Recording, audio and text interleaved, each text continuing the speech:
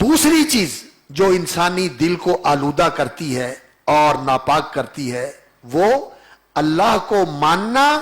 کہ وہ ہے جہان کا پیدا کرنے والا، اس کو چلانے والا، بندوں کو روزی دینے والا، لیکن اس کے ساتھ اس کائنات کے اندر اور ایسی ہستیاں بھی ہیں جو اسی نے بنائی ہوئی ہیں اور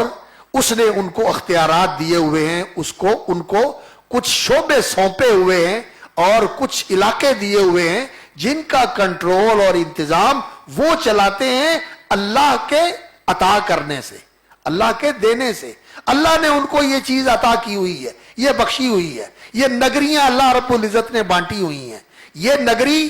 فلاں کی نگری ہے اور وہ نگری ملتان کی نگری فلاں کی نگری ہے، لاہور کی نگری فلاں کی ہے، اجمیر کی نگری فلاں کی ہے اور پاک پٹن کی نگری جو ہے وہ فلاں کی ہے۔ یہ نگریاں اللہ نے تقسیم کی ہوئی ہیں، اللہ کو مانتے ہیں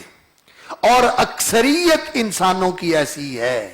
وما یؤمن اکثرهم باللہ، اللہ تعالیٰ نے سورہ یوسف کے اندر فرمایا کہ ان میں سے اکثریت ایسی ہے کہ نہیں ایمان لاتے اللہ پر الا وهم مشرکون، مگر اس کے ساتھ دوسروں کو شریک بنا دیتے، اللہ کے برابر بنا دیتے، اللہ کا ہمسر بنا دیتے ہیں، اللہ کے ساتھ انہیں بھی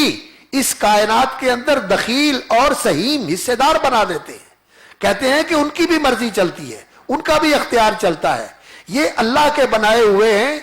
یہ اللہ تو نہیں ہے لیکن اللہ سے جدا بھی نہیں ہے، یہ اس کے بنائے ہوئے ہیں۔ یہ شرک، اللہ کے ساتھ اوروں کو اللہ رب العزت کا ہمسر اور برابر بنا دینا اور اس کائنات کے اندر حصے دار اور شریک بنا دینا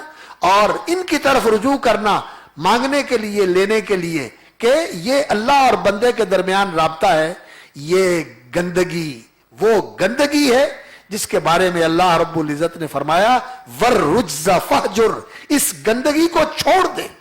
اس سے اپنے آپ کو بچا لے۔ فَاجْتَنِبُوا الرِّجْسَ مِنَ الْأَوْثَانِ وَاجْتَنِبُوا قَوْلَ الزُّورِ، فرمایا بتوں کی گندگی سے بچو، یہ گندگی انسان کو ایسا ناپاک بناتی ہے کہ اِنَّمَا الْمُشْرِكُونَ نَجَسٌ، مشرک جو ہیں وہ نجس غلیظ، جس طرح ناپاک چیز ہوتی ہے جس سے انسان کو گھن آتی ہے، مشرک بھی ایسا ناپاک وجود ہوتا ہے۔